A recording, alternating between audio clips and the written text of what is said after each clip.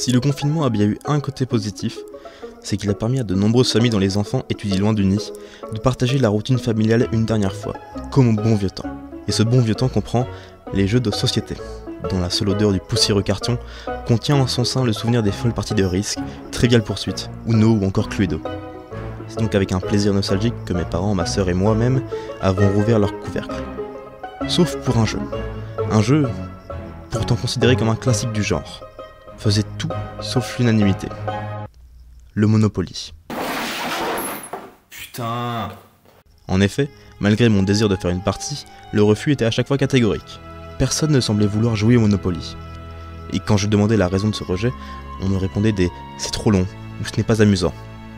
Et je ne pense pas que ma famille soit la seule à penser de la sorte. Je suppose que vous avez déjà dû l'entendre vous-même, ou que vous le pensez. Mais comment est-ce possible qu'un jeu aussi connu, célèbre, aux moultes itérations, soit autant méprisé? Pourquoi ne s'amuse-t-on pas au Monopoly? La réponse vient peut-être de l'histoire de sa création. Si vous vous attardez sur l'histoire officielle donnée par Hasbro, l'éditeur du jeu, on nous conte celle d'un homme au chômage dans le Philadelphie de la Grande Dépression, qui a un jour eu l'idée magique qui deviendra Monopoly, et le fera devenir le premier créateur de jeux millionnaire. Mais malheureusement, la vérité est singulièrement plus compliquée. Le jeu original, The Landlord's Game, ou le jeu des propriétaires terriens en français, créé en 1903 par Elizabeth Magie, avait des ambitions moins pécuniaires et plus sociales. En effet, Elizabeth Magie était une militante qui soutenait les idées d'Henri George, un philosophe social de la fin du XIXe siècle. Ce dernier prônait une idée majeure, celle de l'impôt unique, qui considère que l'impôt foncier devrait constituer la seule source de revenus d'un gouvernement, et que ce dit impôt foncier ne devrait se baser que sur la valeur nue d'un terrain, et non sur les améliorations qui y sont faites, comme de l'immobilier. Cet impôt unique se substitue donc à tous les autres impôts qui pèsent sur l'activité économique d'un pays. Ainsi, l'idée serait d'empêcher les propriétaires terriens de s'accaparer l'argent en ne fournissant aucun travail, si ce n'est d'exister. Elisabeth Magie était séduite par cette idée, mais quand elle se retrouvait à l'expliquer à des néophytes, elle éprouvait des difficultés à se faire comprendre. Alors, Elisabeth crée son jeu, pour permettre à toutes et à tous de comprendre les effets néfastes des monopoles et comment les propriétaires terriens s'enrichissent aux dépens des locataires. Cette première version est, bien que ressemblante au Monopoly contemporain, assez loin du compte. Pas de famille de propriété, pas d'habitation à construire ou d'hôtel. En effet, bien qu'Elizabeth Magie fût celle qui créa le jeu, elle ne fut pas la seule contributrice aux règles. Le jeu, une fois breveté, fut passé de bouche à oreille sur toute la côte Est, et ceux qui y jouaient y ajoutaient leurs propres règles, créant un tout nouveau jeu à la fin. Et c'est probablement quand Elisabeth a amené son jeu dans un camp georgiste, ceux qui ne jurent que par la parole d'Henri George, qu'il fut le plus modifié, en y ajoutant les règles des monopoles qui augmentent le prix des terrains.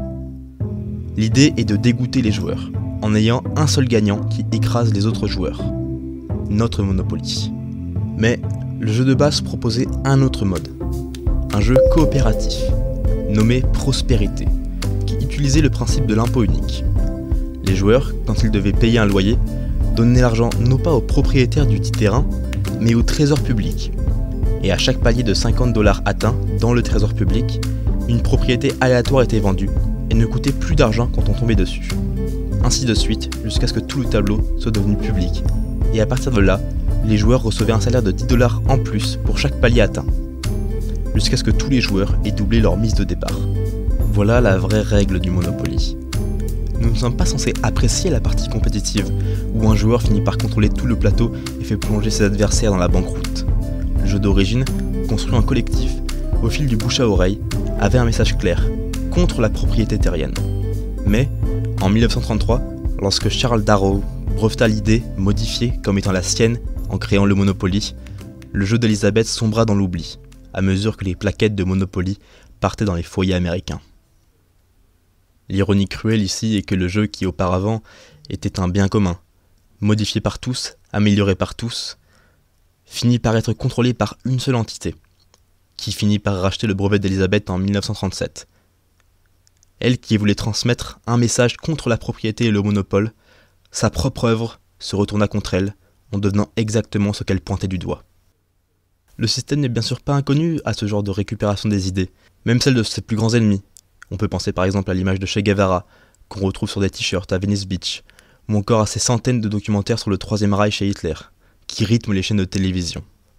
Mais je trouvais personnellement cette histoire de Monopoly assez ironique, dans le sens non seulement où le système reprend l'image, mais la transforme, la transmute pour lui faire dire l'exact opposé de son intention, tout en étant quasiment le même objet.